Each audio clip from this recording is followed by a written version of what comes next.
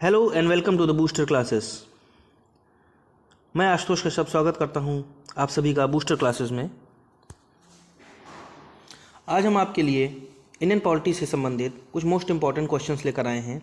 ये सभी प्रश्न आपके UPPSC, RO, PCS, BPSC, NTPC, UPSC आदि एग्जाम्स में पहले भी कई बार रिपीट किए जा चुके हैं और आगे भी इन प्रश्नों के दोहराए जाने की काफ़ी अधिक संभावना है। इन प्रश्नों से आपको अपने आगामी एग्जाम्स की तैयारी में निश्चित रूप से काफ़ी सहायता मिलेगी। चलिए प्रारंभ करते हैं। आपका पहला प्रश्न है, भारतीय संविधान किस देश की संवैधानिक व्यवस्था के नज़दीक है?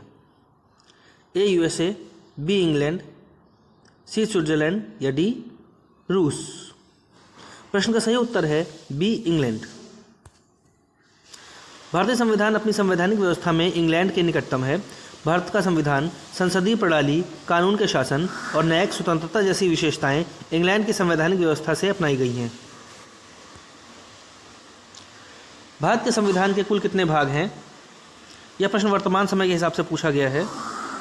तो वर्तमान में भारतीय संविधान में कुल कितने भाग हैं? ए 18, बी 2, सी 25 या डी 24। प्रश्न का सही उत्तर है सी 25। भारत के संविधान में वर्तमान में कुल 25 भाग हैं। भारतीय संविधान को दुनिया का सबसे लंबा संविधान माना जाता है। संविधान लागू होने के समय इसमें 22 भाग थे, लेकिन बाद में संशोधनों के जरिए इसमें 3 नए भाग जोड़े गए। नगर पालिकाओं से जुड़ा भाग 9A, सहकारी समितियों से जुड़ा हुआ भाग 9B, न्यायाधिकरणों से जुड़ा हुआ भाग 14A। भारतीय संविधान में 12 अनुसूचियाँ और 470 अनुच्छेद हैं। संविधान में 105 बार संशोधन किए जा चुके हैं। संविधान के भागों को अध्याय कहा जाता है और हर भाग में कुछ अनुच्छेद होते हैं। हमारा आज का अगला प्रश्न है, पंचायती राज की शुरुआत हुई थी? ए 1952 में, बी 1947 में, सी 1979 में या डी 1959 में। प्रश्न का सही उत्तर है डी 1959 में। संयुक्त प्रांत पंचायती राज अधिनियम 1947 दिनांक 7 दिसंबर 1947 ईस्वी को गवर्नर जनरल द्वारा हस्ताक्षरित हुआ और प्रदेश में 15 अगस्त 1949 से पंचायतों की स्थापना हुई। इसके बाद जब देश का संविधान बना तो उसमें पंचायतों की स्थापना की व्यापक व्यवस्था की गई। संविधान के अनुसार भारत में पंचायती राज की शुरुआत 2 अक्टूबर 1959 को नागौर में हुई। इसका उद्घाटन पंडित जवाहरलाल नेहरू ने किया था। इसके बाद 11 अक्टूबर 1959 को दशहरा के दिन आंध्र प्रदेश में भी पंचायती राज व्यवस्था लागू की गई। धीरे धीरे यह व्यवस्था पूरे देश में फैल गई। पंचायती राज से जुड़ी कुछ खास बातें इस प्रकार हैं। पंचायती राज स्थानीय शासन की एक प्रणाली है। इसका मकसद जमीनी स्तर पर लोकतांत्रिक भागीदारी को बढ़ाना है। पंचायती राज शब्द का मतलब है 5 लोगों द्वारा शासन। पंचायती राज को संवैधानिक बनाने का काम 1992 के 73वें संवैधानिक संशोधन अधिनियम के जरिए किया गया था। पंचायती राज के जनक के रूप में बलवंत राय मेहता को जाना जाता है। पंचायती राज दिवस हर साल 24 अप्रैल को मनाया जाता है। इसे राष्ट्रीय पंचायती राज दिवस या राष्ट्रीय स्थानीय स्वशासन दिवस भी कहा जाता है। राजस्थान और आंध्र प्रदेश में पंचायती राज स्थापित करने वाले पहले 2 राज्य थे। राजस्थान और आंध्र प्रदेश भारत में पंचायती राज स्थापित करने वाले पहले 2 राज्य थे। इसके बाद इनका अनुसरण पूरे देश में धीरे धीरे किया गया। हमारा अगला प्रश्न है, भारत के संविधान के किस भाग में मूल कर्तव्यों का उल्लेख है? आपके ऑप्शंस हैं भाग 4, बी भाग 4 का, सी भाग 9 का या डी भाग 17। प्रश्न का सही उत्तर है बी भाग 4 का या 4A। भारतीय संविधान को भाग 4A में मौलिक कर्तव्यों का उल्लेख किया गया है। साल 1976 के 42वें संविधान संशोधन के जरिए भारत में संविधान में भाग 4A और अनुच्छेद 51A जोड़ा गया था। इस अनुच्छेद में नागरिकों के मौलिक कर्तव्यों का उल्लेख है। शुरुआत में संविधान में मौलिक कर्तव्यों की संख्या 10 थी। 2002 में 86वें संविधान संशोधन के जरिए मौलिक कर्तव्यों की संख्या बढ़ाकर 11 कर दी गई। मौलिक कर्तव्यों का विचार रूस के संविधान से प्रेरित है।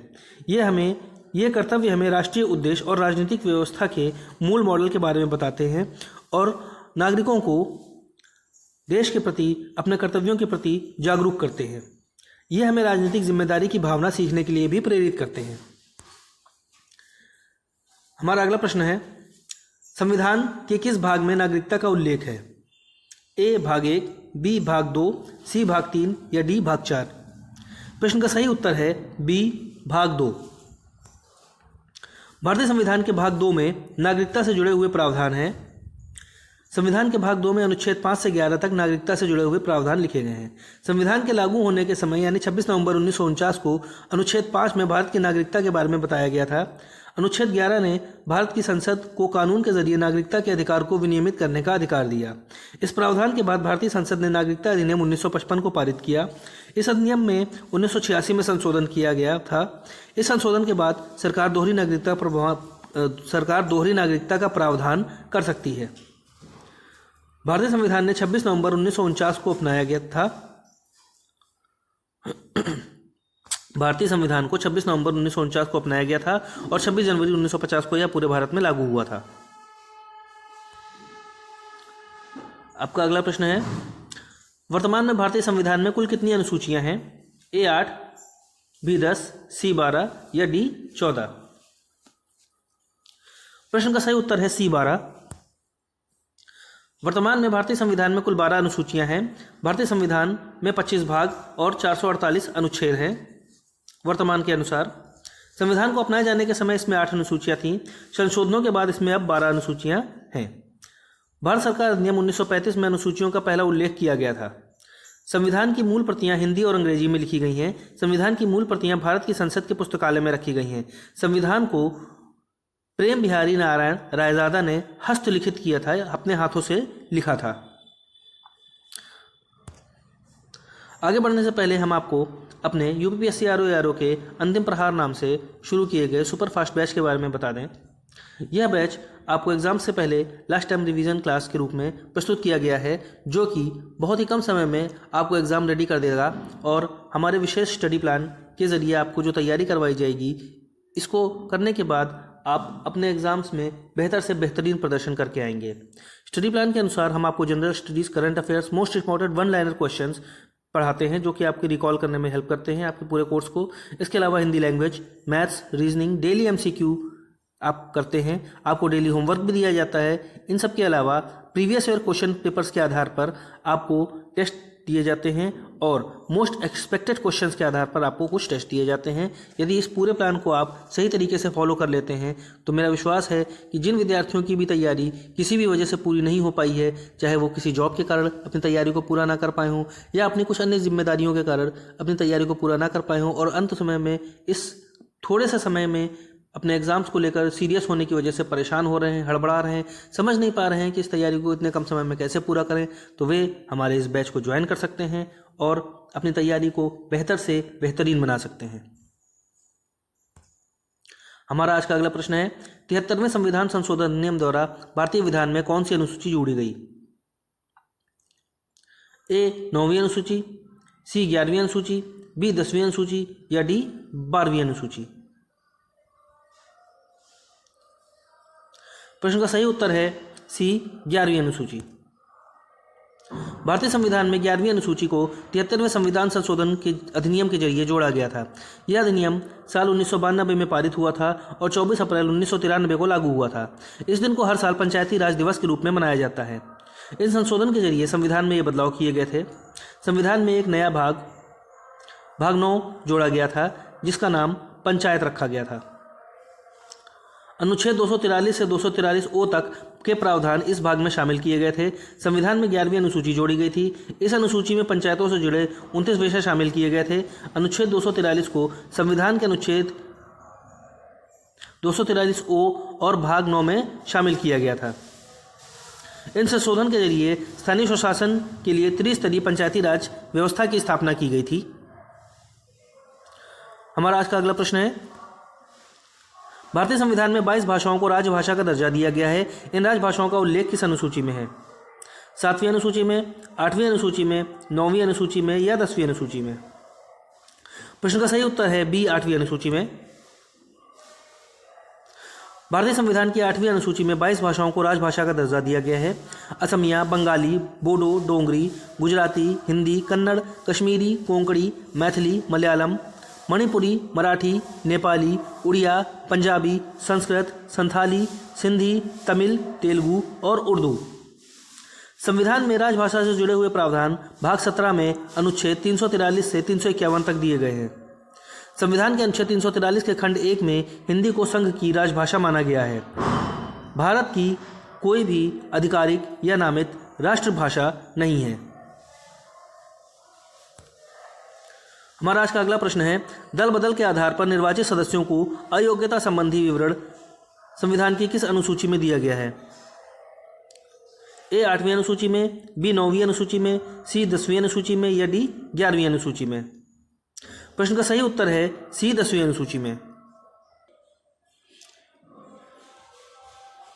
भारतीय संविधान की 10वीं अनुसूची, जिसे लोकप्रिय रूप से दल बदल विरोधी कानून एंटी डिफेक्शन लॉ कहा जाता है, वर्ष 1985 में 52वें संविधान संशोधन के द्वारा लाया गया। यह अनुसूची दल बदल क्या है और दल बदल करने वाले सदस्यों को अयोग्य ठहराने संबंधी प्रावधानों को परिभाषित करता है। दल बदल विरोधी कानून जो भारत का है, इसमें लोकतंत्र में विधायकों द्वारा किए जाने वाले दल बदल को रोकने के लिए प्रावधान किए गए हैं। यह तर्क दिया जाता है कि वे कैबिनेट की स्थिरता को कमजोर कर सकते हैं, जो कि निर्वाचित विधायकों के समर्थन पर निर्भर है। तर्क इस प्रकार है कि यह इस तरीके की अस्थिरता लोगों के कारण जनादेश के साथ विश्वासघात हो सकती है, जैसा कि हाल के पूर्व चुनाव में आवाज उठाई गई थी। कई संवैधानिक निकायों की सिफारिशों के बाद 2003 में संसद ने भारत के संविधान में 90वें संविधान संशोधन को पारित किया।